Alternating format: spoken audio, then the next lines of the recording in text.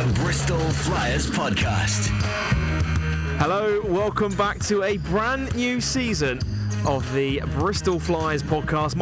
My name's Joel Osborne. I'm very pleased to be joined, as always, by Sam Hardy. And Sam, today is a massive day in the history of Bristol Flyers. I'm not gonna lie, buddy, I am kind of nervous about today. Yeah, I mean, we'll find out today if the planning application for the Sporting Quarter and Longmoor Village, if they go through today. So, massive day. Obviously a massive day because we're in this brand new studio, which, if you're watching the video version of the podcast, it'll be out on YouTube. We do want to eventually do these live. This one is a pre-record today. But what do you think of the new digs? I mean, our last digs was pretty good, not going to lie, but this is something else. We've got some good friends here from Brandvox who are sorting us out with this unbelievable new studio. And, Joel, it feels weird being here, doesn't it? It does feel strange. It takes a bit of getting used to. However, we do have to shout out Brandvox, as you say. Of course, they used to stream our Flyers TV games over the last couple of years since the COVID lockdown. They now have the contract for the whole league. So every game on BBL Player this year is... Could you try again? Well, my Siri just went off on my watch. I will try that again, Siri. Every game... I'll just stop my watch right there. Every game on the BBL Player this season will be live streamed on BBL Player and on YouTube as well. Of course, that's brand new this year by Brandvox. And, of course, they started off by doing our Flyers games and now doing the whole league. It's great to see, isn't it? I personally think you're responsible for that, Joel. You're the best. You know, you've been getting them in. They've got you to thank. Isn't that right, Brandvox? He's going like this. We've got Director Ed over there just nodding his head, of course. We'll see if we can get a mic on him at some point, I think, further down the line. Maybe some point in the future. That'd be quite a cool little feature, wouldn't it? We need a little camera on him so that you can just see him slapping his forehead when we say something stupid. That'd be awesome. So just touching on the planning application for the Sporting Quarter, it's at 6 p.m. tonight, which by the time you're listening to this podcast back, you'll probably know the result of tonight's hearing. Straight after this, we are heading down to City Hall to listen to the planning hearing, and hopefully we all get the good news that we've been hoping for what seems like a long time. You're just listening at you. I'm going to heckle. I'm going to be shouting. I'm going to be like, Bristol Flyers! Actually, do you know what I'm going to do? I'm going to go down and pretend I'm part of the other crew, and then I'm going to be like, after listening to this, and there's some great points by the Bristol Flyers. I think I now support the arena. That's We're in. Let's get it. I think a few fans are going to be down there as well, which is going to be awesome. We've got some local media coming down as well, so we're sort of looking after them. And just to go through some of the massive benefits of having your own arena. I mean, you've seen teams like Newcastle have their own arena, Leicester been building their own arena. Sheffield now have got, their steelworks are up for their new venue, and hopefully if we can get the all clear, Flyers can start building theirs as soon as possible, hopefully as soon as Christmas or into the new year. It's so far down the line now. Like, we've been talking about this. It's got it's not boring because we're really excited, but it's got boring talking about, hasn't it? So now let's start to see a little bit of action. If we can get some good news tonight, obviously that would secure the financial stability of the club. We talk about clubs owning and operating their own venue. I think we worked it out with Charlie and Jake and the marketing team. It was 55 straight sellouts that we've had at SGS, obviously not counting the COVID year or any pre-season games, but 55 sellouts in a row at SGS, and they sell out so quickly, don't they, at Wise? Well, what was it? The first game of the season sold out 2 weeks before, apart from maybe a couple of hospitality tickets, but that was absolutely crazy, isn't it? Yeah, and Sharks sold out well in advance, so we've only got like a few courtside left for Plymouth on Friday, so if you do want to get your tickets, make sure you do. bristolflyers.co.uk is where you can get your tickets. Just 50 left for the game against Plymouth on Friday. Do you like that plug? That you look like you've been practicing that one in the mirror. Well, I've got to get used to it now. We're in this studio. Again, like the arena would make us the third largest BBL venue in the country, behind in the UK, behind Glasgow Rocks at the Emirates and London Lions as well. They're 7,500. The capacity 3,600 is what they're going with in the final planning application for the Sporting Quarter. So from going from 700, you know what it's like in there when it gets loud, to then go up to 3,600. I mean, that's going to be a rapid... That's where the work starts for us and the media and marketing team to try and actually get fans through the door on a regular basis. I think you guys do such a good job that we're gonna absolutely smash it. If you've ever been to Cardiff and seen the Cardiff Devils, the ice hockey team, that is roughly the size of the arena, isn't it? That's sort of... Yeah, I think that's a good thing to go. I mean, we've been to watch Cardiff Devils a few times, haven't we? And the atmosphere there is fantastic, and if we can get something like that here in Bristol, I mean, not only just for basketball, but for events up and down, just you see all these concerts and big events come around, they never come to Bristol. You look at like the darts at Christmas, or the little sort of the mid-level kind of tier events that you don't necessarily get in Bristol. That's the kind of stuff we could get into this sporting quarter, and it'd be unbelievable. You imagine having City on a Saturday afternoon, 3 p.m. kickoff. Yeah. Everyone stays around in the fan village. The fan village is pumping, and everyone just filters into Flyers at 7:30.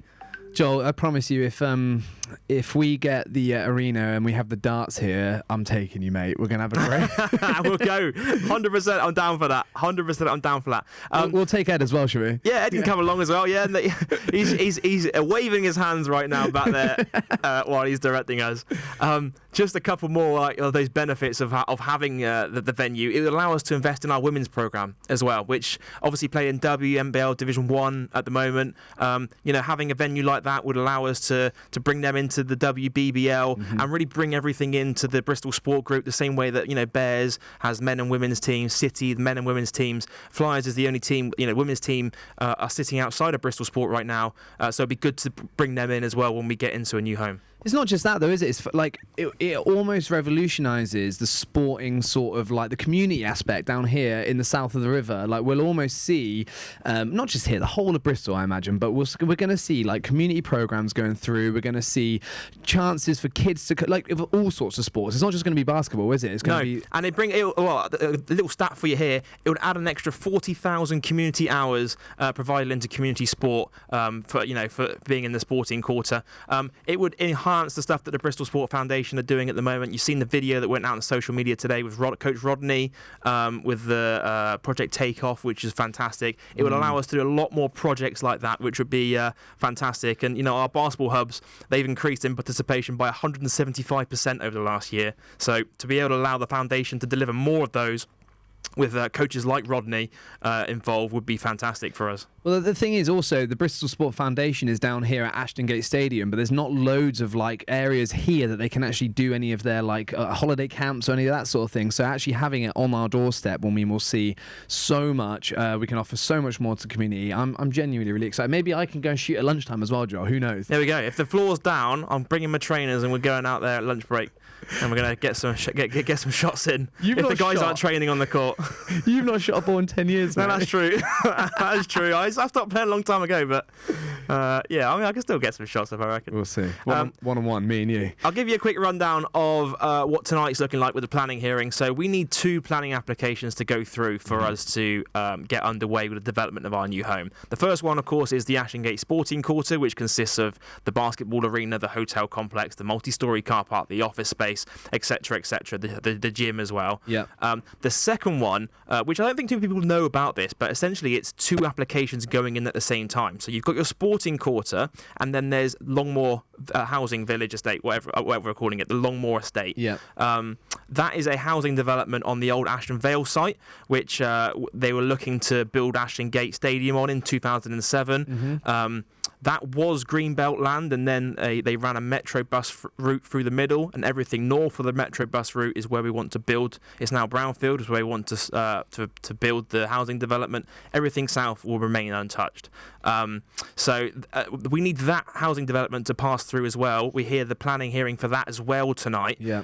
Essentially, the housing development will fund the sporting quarter. That's how it will work. So we can't get one without the other. If one of them passes and one doesn't, then we can't proceed with anything at all. So that's why it's so important for both of the applications to get the all clear tonight. The thing is, we're in the middle of a housing crisis as we speak, and what they said, 150 of the houses are meant to be affordable housing as well. So it's not as if they're just being built to make money. They're actually going to hopefully aid with this housing crisis that we're in the middle of. Yeah, absolutely. And it'll probably take a couple of hours overall tonight. They've got to go through probably an hour long for the first one, an hour long for the second one. We'll drop a press release over on the Bristol Flyers website as soon as we know more info. So we're going down there tonight. I'm going to take my laptop with me as soon as we get the all clear or the news about what happens. Check the Bristol Flyers website, bristolflyers.co.uk. Go on. Sorry, no, you go. I was going to say, fingers crossed we get the news we were hoping for. I think, one of my favourite bands is playing tonight, and I've got tickets about 6 months ago, and I'm now going to not go to it, or I'll go later on in the end, because I really want to support this application tonight, and hopefully we will see it come through, won't we, mate? Come on, you Flyers. Let's go. Today's episode even, is our studio launch party. We have no guests this week. It's just me and you running through everything. We've got so much to catch up on because so much has happened since the last time we recorded an episode. I think it was the Tevin Ollison episode was the last one we recorded, right? Yeah, which is a weird one because we obviously met him on Zoom, and now we've hung out with him, and he's there on the baseline shooting threes every single game. So quite exciting to meet him. But yeah, that was the last one we did. It wasn't the fan one. No, we've done some since then. We did the Tevin one after the fan one, I think. Yeah, this is episode 15 now, but we're going to do a lot more episodes because we're making this, drum roll, weekly. We're making it weekly episode here on the Bristol Flyers Podcast. That's the worst drum. Oh, you guys are in for a treat, I'll tell you that.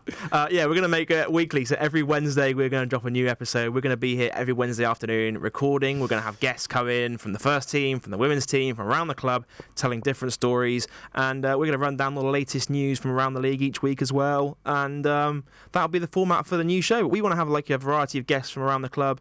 And we want it to be a bit interactive too. So this one's, as I say, is pre-recorded. Yeah. Eventually, I'm looking at Ed right now. We'll live stream them on our YouTube channel. We did try testing it earlier with a live stream, but there's a little bit more fiddling around we've got to do first before we can actually do that. So this one's pre-recorded. It'll be uploaded to YouTube afterwards. It'll be on the podcast feed afterwards. But we hope that every episode will then be live on our channel every Wednesday afternoon with the audio feed instantly being available straight after the episode's finished. So we kind of want to make it a bit interactive on the podcast. So every Wednesday afternoon, we want fans to learn that Wednesday afternoon is podcast day.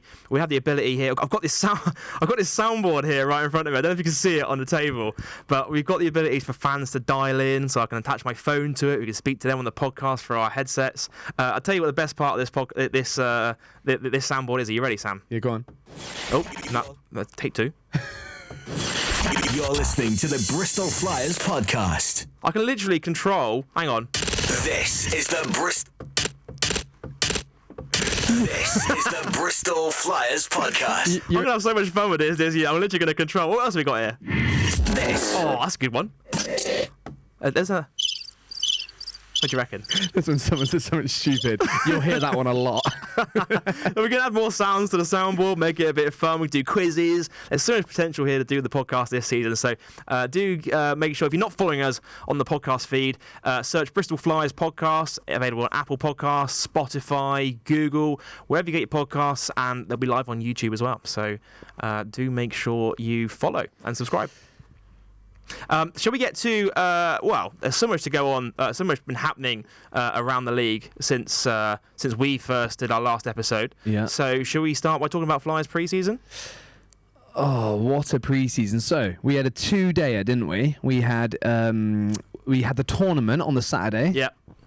Which was such... what did we do? We got Reading Rockets down, and we also got Plymouth up to come and play in a mini little sort of series. They were sort of 12-minute halves, and then we had this wonderful Elam ending, didn't we, Yeah, Joel? I was a really, really big fan of the Elam ending. I thought it was really awesome. I'll tell you what, I'd love to see BBL actually do an Elam ending for something like the BBL Cup or the BBL Trophy, just something a little bit different, because it creates that excitement at the end of the game that if it's a close one, every game ends on a winning basket. So, if it's a tight game, then we didn't actually see a tight game in the end, though, which is a bit of a shame. What was annoying? Well, not annoying because it showed how great we were, but we played Reading first of all, and that had Lewis Champion in their team. Yeah, good to see him again, yeah. Great to see Lewis. He played really well, actually, but they're a Div 1 team, but they came across to get a bit of a pre-season. But in the Elam ending, we went 3 from 3 from the 3-point line. Yeah. And then we just got one more bucket. Is that how it went? No, I think Tevin drained 2, and then was it Brandon knocked down the 3rd to win it? I think it was. Oh, yeah, no, it was just 3. Yeah, so we hit 3 from 3. It was an 8-pointer, wasn't it? Sorry, yeah, in my head it was 12. And we won straight up like that. So it wasn't... It was exciting, but it wasn't the most sort of close at the end, was it? No, it was awesome. It was really good. But it's been a ridiculously busy period. So we had the pre-season tournament. A day later, we had Plymouth in pre-season action, which we came out on top by 41 points. points, which I don't really think anyone was really expecting that kind of margin of victory. Plymouth was such a competitive team last season, or towards the back end of last season, able to retain a lot of their key members from last year's squad. And obviously Flyers, a very unknown team. It's hard to scout them, I imagine, in pre-season with the new roster. But yeah, I wasn't expecting that margin of victory at all. Well, granted, they've got a couple of key injuries, haven't they? Is it Joe Hart? Yeah, Joe Hart is. They've announced he's out for the season, so we do send our best wishes to Joe, because he was such a key player for them last year. Really stretched the floor for that Plymouth team, and he was the heartbeat of that squad. Him and Antonio Williams, they will just really stretch that floor and able to create space on their offense. So that's a real shame to see him out for the season. I'm actually watching Williams. He's actually incredible, isn't he? Well, him and Corey Samuels going at it. I don't know if you watched that friendly game. Well, I say friendly. It wasn't really a friendly. It was an exhibition game in December last year. But when they all got ejected and it was just 5-on-5 for 2 quarters and 2 periods of overtime, it was not a friendly game. Let's put it that way. I do not like to comment, Joel, because I might say something I regret. We'll keep it very tame here on the Bristol Flyers podcast. But yeah, I mean, and then after that, we've had 2 kit launch campaigns to do. Our Kappa kit arrived quite late this season, so the players arrived late because Coach K was out with the GB team at Eurobasket. I know they didn't get a win, but great to see him out there on the international stage. I mean, I saw a photo doing the rounds of him shaking Giannis Antetokounmpo's hand, so when they play Greece. Do you know what? I know GB didn't do great, but the whole tournament was actually phenomenal. The semi-finals in particular were exciting, weren't they? We watched them in the office, didn't we? Yeah. We had them on in the office while we were just finishing up work, because the times were quite good for us in the office. We just put them on in the background while just doing a bit of work. So, really good. And, great tournament, but obviously just shame not to see GB pick up the win, but really great to see Coach K out there. Doing his thing. By the way, if my boss is listening, we were not watching it in the office. We were very not watching it in the office. We were doing emails a lot, weren't we, Joe? Of course, plenty of emails. Tell you what I've been doing, actually. I've been making GIFs on in the office recently. Everyone walks past my laptop in the office. They see me just tapping away, like making GIFs. We had our media day, obviously, on top of everything else we've been doing. There was so much going on. We had our media day, which we had to do during a bank holiday, which was really tough for us because we just struggled to find time to get players in for a full day, so we had to all work through bank holiday. Shout out to the guys at Fever Pitch as well for digging in that day, and shout out to them for the helping out with the kit launch content as well. The photos, the video, all went down really well. We saw Leslie Smith putting up a poster of the home uniform on the site where our new arena will be. So hopefully be, fingers crossed. By this point, actually, you'll know. You will know. I mean, if you're listening, this will come out today, but I imagine most people will listen to this tomorrow, so you will know. You'll know if it is there. So Les was putting up the poster on the actual site where the arena is planning to be. So of himself wearing the uniform. I'm a big fan of the new kit, by the way, mate. Yeah. What's your favourite? What's your favourite kit? Oh, don't do this. I like the home kit. I think I do. I like the little design on the front. This is where in the future we'd have nice little images come up on the screen. Yeah, eventually we will, or have it come up here somewhere behind us, I think. But for now, I think we'll right here, ideally. But we don't have pictures of it right now, so we'll just have to do without. It's our first episode, Sam. Come on. I'm not annoyed. I don't blame you. I blame Ed. Okay. Yeah. Look at him shaking his head. We will get you a mic one day, Ed, and you can actually have a voice and you can chip in on this conversation. But the obviously the single line sort of showing key points of Bristol on the home kit, and it's just the colour's beautiful. I'm a big old fan. I mean, I'm not against the away kit. I love the away kit too, but for me, that home kit is just beautiful. Yeah, and the away uniform is designed with our principal partner, Habu, so it's in their colours. So it's the white and the blue. You can kind of see it on these microphones here. And the little green tinge around the rim as well, which I think is really cool. Really nice. So both uniforms really nice, and you can buy both of them right now in the Bristol Sports store. Over at bristolflyers.co.uk. Another one you practice in front of the mirror. A big seller as well. One of the favourite is the warm-up tops. They are so cool. The purple and the squiggles on them. I'm a fan of those. I like those. I'm a big fan of just long sleeve tops in general. So I don't know if I'll get myself one of the warm-up tops though. I don't know if I can get away with wearing it. It's very festival, isn't it? Yeah, and like you working there as a professional. Do you know what I mean? Like making your gifts in the office like a professional. You've got to give off this professional vibe. I need to tell you about these gifts because I'm actually really happy with them. the eagle-eyed of you on Bristol Flyers socials, you'll notice that on our Giphy channel we have started uploading GIFs from Media Day. So we had a green screen station, and the whole point of it is we want our players we want to green screen our players into famous memes and GIFs to recreate the famous GIF. So you would have seen on Delpesh Derby Day when we played Sheffield Sharks, we put Malcolm Delpesh pointing at himself in place of the Spider-Man meme. We actually put him into the Spider-Man meme. Yeah. You see what I mean? Yeah. So we've got loads of them going out, and I've probably uploaded around 10 or 15 right now on the Flyers Giphy. So if you haven't had a chance to go look at them, you can do. Search Bristol Flyers in any GIF search engine, whether that's Twitter, Facebook. I mean, if you're on WhatsApp and you type in the GIF search engine, type in Bristol Flyers, type in one of our players' names, and just see what pops up. We've got some funny ones, and I won't reveal too much on here. I'll let you go and discover them for yourselves. In fact, you should all reply to the social media of this with some of the GIFs, mate. That'd be good. Yeah. If you're listening to the podcast, we want you to tweet us with one of our GIFs from Media Day. Just search a player's name. You'll find it. When you find it, you'll know you found it. Because they are literally like for like an exact replica of the famous meme or GIF from social media. Do you know what I mean? Minus points if you use one of our old ones with old kit. Yeah, it has to be this year. So do get searching even a Bristol Flyers Giphy account. Type it in, tweet us. Let's see them. It'd be really good. We've got some good content for Media Day though as a whole. We had a GIF green screen station. Try saying that 5 times fast.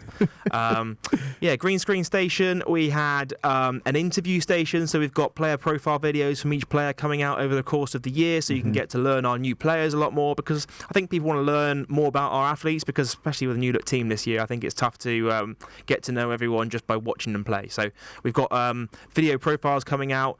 We had a photo station. You've seen some of the photos go out on social media now. They look really nice, both in the home and the away uniform. And I think it went down really well overall. It looks great. A lot of the players look great in the kit. The players look great anyway. My wife's got a little crush on Brandon Mahan. So it was Eric Lockett before. It was Eric Lockett, and now she's it's a little Brandon Mahan. So we'll have to get a meeting him at some point. Yeah, we'll set up a photo and then we can show it next time. Next time that he's on the podcast, and it'll be interesting. that'll be an interesting topic to talk about.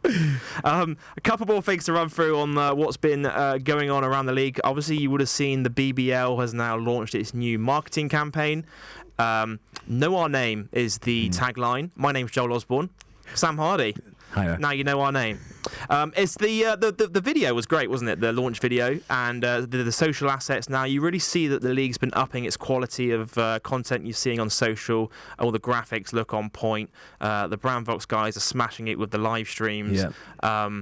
Everything is starting to come together now, isn't it? Like it's definitely looking a lot more professional for the first few weeks of this season so far. If you get a chance, that video, if you haven't seen it, it's really good. It's got both Corey Samuels in and last year's point guard Marcus Evans. Is that Mike video, Miller? Is it Mike Miller in it? Yeah, I thought Marcus Evans was in it. No, that's Mike.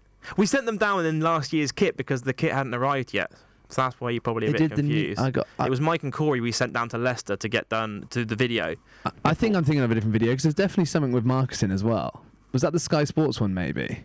Who knows? Doesn't matter. Well, after this, you'll show me the video and I'll tell you it's Mike Miller. Yeah, and he'll come with his tail between his legs next time. The BBL, if you go on their YouTube channel as well, there's highlights of every game now. They've partnered with WSC Sports, which is an absolute godsend. I'll tell you right now, as a media professional, straight after the game, I get highlights from the game sent to my inbox.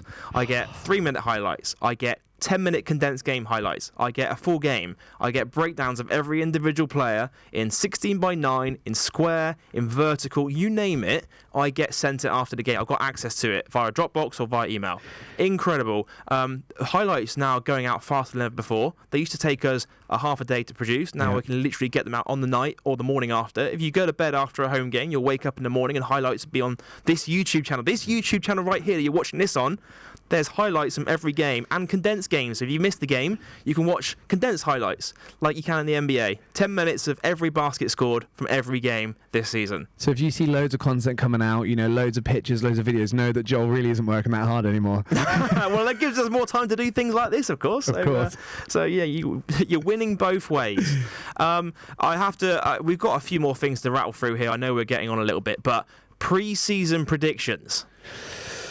Well, we're going to talk about the as in the guys from the BBL. Well, let's talk about it, shall we? Talk about it. Let's go for it. Why not? Well, I mean, every team at the start of the year, I understand, has to do pre-season predictions, and naturally, you look at Flyers, and a lot. The narrative is a lot of their players are gone from last year's squad. Yeah. They're having to rebuild. They've only retained 3 players from last year's squad, and everyone's putting them 10th, or I think someone put us 9th. Yeah. So, not ideal, but then it gives the guys motivation, and I spoke to VJ after the game for our interview, he said, look, we're here to play, we're not worried about what people are saying, but, they started the season 2-0 with that big win against Manchester and then followed up with Sheffield, and these are 2 of the teams in the league this year which I think are probably going to be right up there competing for, top 4 finishes. Manchester are a team, look at their big 3 of Fletcher, Lee and Williams. They've literally, they're predicted to finish top 3 and upwards this year. And to get that 1-point win at home on the opening night was incredible. Well, not only that, we also were missing what I would arguably say maybe one of our best ever players we've ever had in the Flyers, VJ King, as you talked about a second ago. Go on. Well, I mean, he missed the first game, but you saw him in Sheffield, and it was a low-scoring game. So Sheffield Sharks always low scoring. It's going to be in the 50s. It's going to be in the 60s. We've come to learn that now. Whenever these 2 teams meet, it's always a low scoring. It will never break 70 points. We know that for a fact, unless it goes double overtime. However, VJ King finished with 19 points in a low-scoring game. 7 rebounds. Incredible performance for him. Amazing. Malcolm Delpesh and Thomas Bell both with double-doubles. Malcolm Delpesh, the first Delpesh derby of the season.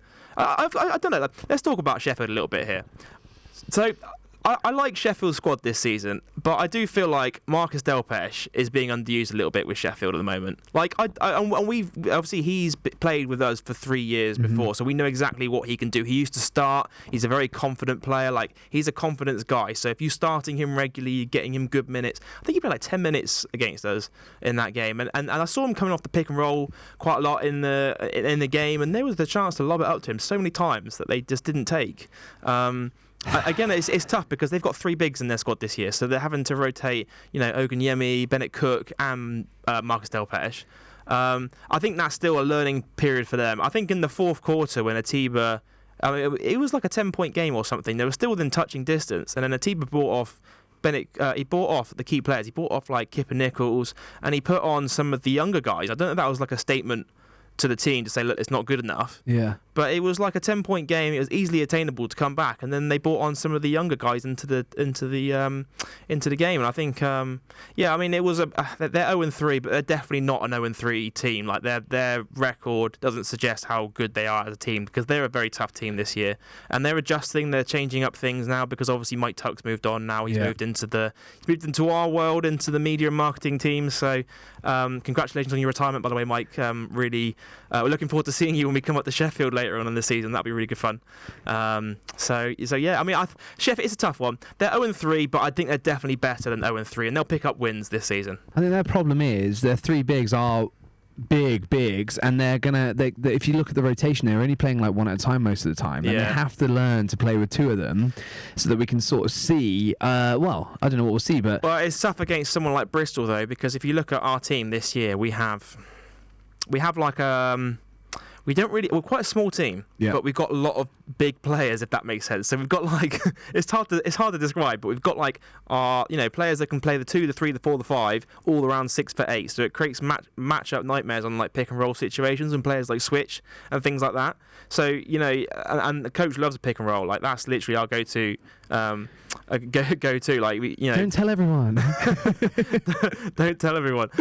But you look at players like Thomas Bell, for example, who's been outstanding so far this season. I mean, he's been grabbing shades of Rafael Thomas Edwards, I feel, when watching him play. Grabbing offensive rebounds. He's just a dog. Do you know what I mean? He's an animal. He can like grab offensive rebounds. He can finish. He can play defense. He can switch on different players. He's shooting as well. He can play multiple positions as well, and he's got the ability to stretch the floor with his shooting. Like he can shoot the ball. Minus the air ball we saw against Sheffield, of course. You weren't actually there for the Sheffield game, though, were you? You were away. We had Christian doing the PA for that one, didn't we? Inconveniently, one of my friends decided to get married. Oh no! I mean, love, disgusting. I think I was gutted actually because I was so excited to see that match. But I watched it all, Joel. I watched your 10-minute highlights as well. There we go. Exactly. That's the whole point. If you can't make the game, watch them on YouTube. That double block, mate. VJ went out. Oh yeah. Off the backboard, and then who was it? Mike Miller after that, like blocked. Yeah, unbelievable. Love that. I got so much time for that. Yeah, it's really good. Really good performance. So Flyers are 2-0, currently third in the league. They've got London also with a 2-0 record at the time of recording. They play tonight. They play against Caledonia Gladiators. Who can we talk about the name? I am sure I will learn to love it, but I find it really hard work right now. I'm going to keep saying Glasgow Rocks. I know it. We've got them. I don't know when our game is. I think it's not for a few weeks yet, but I'm going to keep saying it. I need to get it in my head. The same way when Plymouth rebranded from Raiders to Patriots, you got to keep saying it and it'll come. So Caledonia Gladiators, they play Glasgow. There we go. Caledonia Gladiators are playing London Lions away from home tonight. Yeah. That game is on YouTube, so you can watch that as well. As with every game this year. So they're playing tonight. So London could be 3-0, or Caledonia could get their first league. It's their first league game of the season, Caledonia, because they started a couple of weeks behind us, and they had their cup game at the weekend as well. So they are bringing it back a little bit. When they were Glasgow Rocks in the summer, it was really fun to watch a lot of their boys play in the 3x3 tournament in Birmingham. That was so good, wasn't it? Yeah, and obviously the England guys got gold as well, so it's great to see. The women got silver, which is fantastic to see. So it's all going in the right direction, isn't it? Like you look at the funding coming into like the BBL now through 777. You see London doing their thing, playing in Euro Cup. Everything seems to really be upping its game. Luckily, we're up in the podcast game as well here, so we've got our new studio to try and compete. But no, it's good. It's awesome. It's great to see. I love to see everyone in British basketball really digging in, upping the level of the game, because that's definitely what it needs. Well, and I think if you look at all of some of the players that people are getting in, we've got some ex-NBA players coming in. I know it's mainly London, but like VJ from he played in the G League, which is unbelievable. I'm really excited to see the next sort of 5 years is going to be key, I think, for what's happening in the BBL here. Yeah, absolutely. And like you say, all the games being one game a week on Sky Sports. Yeah. And the coverage has been fantastic as always. We've got every game on BBL Player. It's definitely a good time to start following British basketball. Hopefully, like you say, we'll know the outcome of tonight's hearing tomorrow, and if that gets the all clear, then Flyers are all set to go with their new home as well, which again will up the standard of the league even further, you know? They might actually start paying you then, Joe. So yeah. No, I know, right? I know, right? I've been volunteer for the last 9 years. How are we looking for time? Shall we start to slowly wrap things up, Sam? Yeah, I reckon we should. And don't forget, you can listen to every episode of the Bristol Flyers podcast. You can subscribe to us on Apple Podcasts, Spotify, Google, wherever you get your podcasts. Every episode also available on the Bristol Flyers YouTube channel. Sam, is there anything else you wanted to add? Well, just that we're looking forward for you guys to meet all of the players on this podcast in this very room. We'll get you to know them really well. We'll ask them all the embarrassing questions, and we'll definitely put out on social media like the mailbag, so you can ask any question you want to the players that are coming on. But for now, mate, I think that's good. Great stuff. Thanks so much for tuning into this week's episode of the Bristol Flyers podcast in our brand new studio. We'll see you again next time.